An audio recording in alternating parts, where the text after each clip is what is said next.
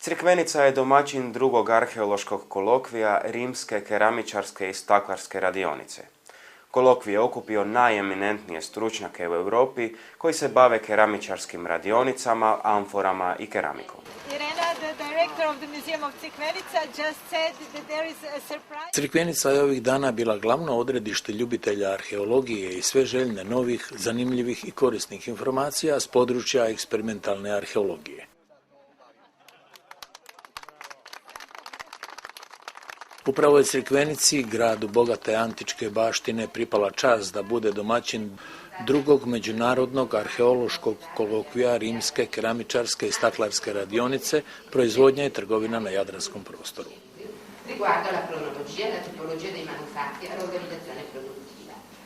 Sudionici kolokvija bili su eminentni stručnjaci iz Hrvatske, Slovenije, Italije, Francuske i Austrije. Evo krećemo sa punjenjem. Pazite, teško je.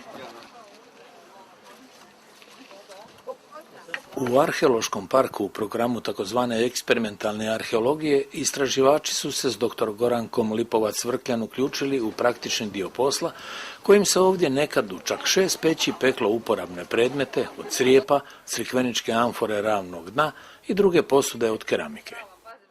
Reci Goranke da je jako teška, to su aneline, reci da su to aneline.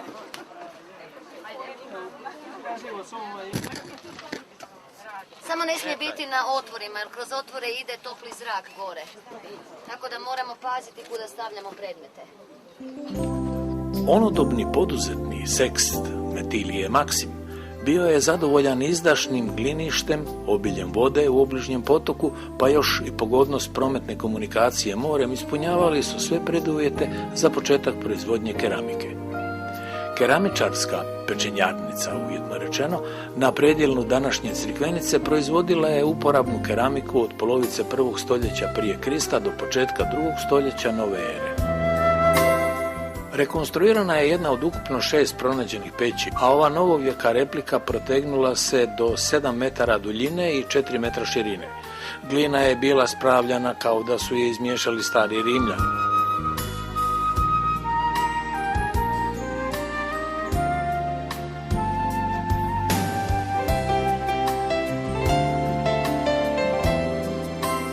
A onda se trebalo satima zagrijavati prvo peć,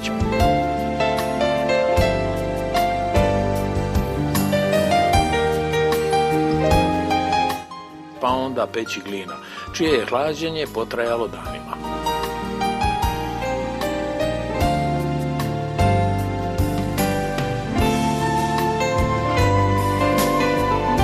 Zidovi peći uobičajeno su se gradili od gline i opeke. Gradnja je počinjala od ložišta, podnice i rebara peći s rešetkom. U visini prostora za pečenje nalazio se otvor za ulaganje i vađenje keramičkih proizvoda.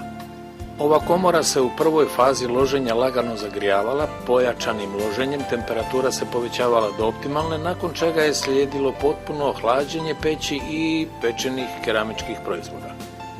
Ali ničeg od toga ne bi bilo da nema Goranke Vrkljan-Lipovac, da nema Instituta za arheologiju, da nema malog muzeja u Crikvenici, ničeg od ovog ne bi bilo.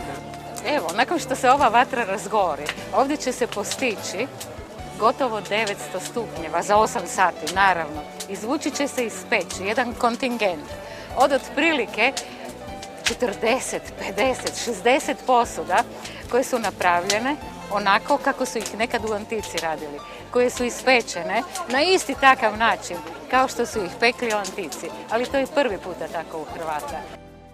Eksperimentalna arheologija utrla je put mnogim novim otkrićima, osim što nam je odgovorila na pitanja o životu naših predaka. Crikvenički arheološki park postaje i suvremena turistička atrakcija, iako ne treba smetnuti s uma da je poniranje u tajne naših početaka osnovna i fundamentalna zadaća svih nas.